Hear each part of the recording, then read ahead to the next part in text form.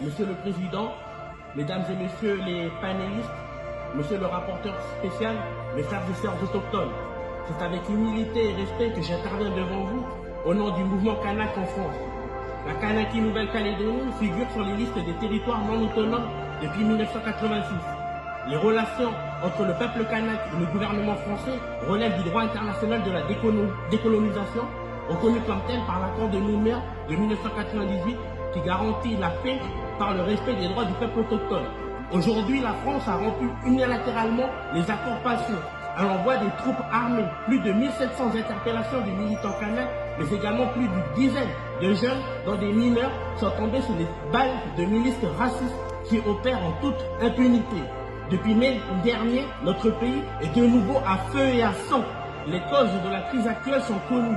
Il s'agit de l'organisation en 2021 de la troisième consultation d'autodétermination sans la participation du peuple kanak, puis de la décision unilatérale de la France d'imposer le dégel du corps électoral en violation de l'accord de Nouméa que nous rappelons est dans la continuité d'un accord post-conflit. D'une part, selon la jurisprudence constante de la Cour internationale de justice, la réalisation du droit à l'autodétermination repose sur l'expression du peuple concerné. Dès lors, il ne peut y avoir d'acte authentique d'autodétermination sans le peuple kanak. Il est donc impératif qu'une nouvelle consultation soit organisée dans le respect des obligations internationales de la France, mais cette fois-ci sous la supervision directe de l'ONU. D'autre part, le droit à l'autodétermination interdit catégoriquement à la puissance administrante de mener une politique de colonisation par l'implantation de populations étrangères qui altèrent la composition démographique. Or, précisément, le corps électoral restreint qui prévoit l'accord de Nouméa constitue une mesure de contrôle. De fait, on observe une triple violation du droit international. Violation de l'accord de Nouméa, violation de la déclaration des droits de l'homme, des peuples autochtones, violation du droit à l'autodétermination. Depuis plus de 2 mois, l'État français mène une importante répression en criminalisant l'acte des militants politiques kanaks de la cellule de coordination des actions de terrain.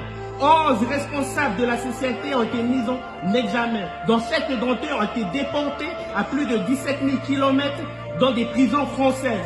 Ce sont des prisonniers politiques que la France doit libérer immédiatement et sans condition. En conclusion, nous interpellons solennellement les représentants du MDPA, du Forum permanent, le rapporteur spécial des droits des peuples autochtones, d'intervenir en urgence, d'une part en rappelant le gouvernement français à respecter l'accord de Nouméa et les droits du peuple autochtone, garantis par la déclaration des droits des peuples autochtones, notamment son article 3.